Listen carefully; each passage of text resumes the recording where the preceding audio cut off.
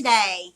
Today on my channel I thought we would talk about legends and folklore, and the topic today is leprechauns, the little people of Ireland. The legend to them are that they are very jokative, they get into a lot of trouble, and you do not want to mess with these little creatures because they are supposed to be bad news. But in Ireland, there are places that people will not go, even if it's on their land. And if they have these places on their land called fairy forts, they will not to keep from bothering these fairy forts. And there is a story of a leprechaun that I had heard. I wanted to tell y'all about this so y'all would know how smart these leprechauns are supposed to be.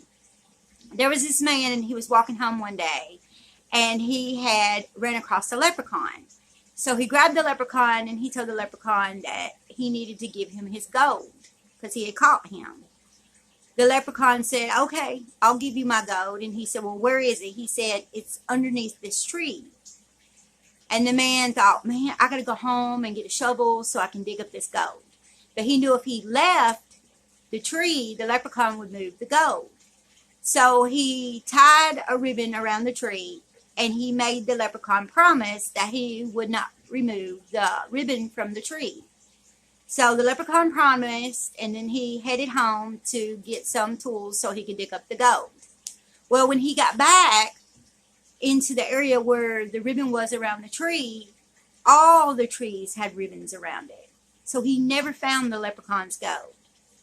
So I did some research, and I wanted to figure out where this legend come from of leprechauns having gold and not being able to get the gold from the leprechauns. Over in Ireland, there was this man, and he owned a bunch of land, and on his land, he had a fairy fort. Well, usually people will not disturb these fairy forts, but he decided that he was going to plant tomatoes on his land. So he dug up his fairy fort.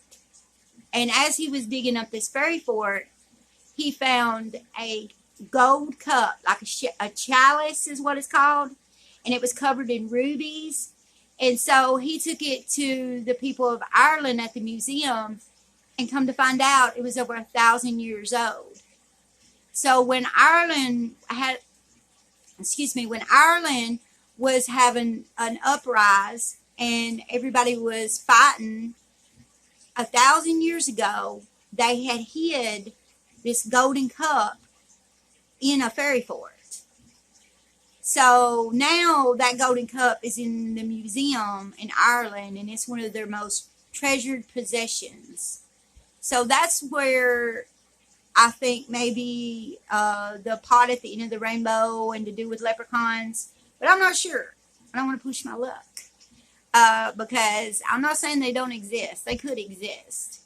But that's my story on the leprechaun, and I hope you like it, and I'll see y'all later.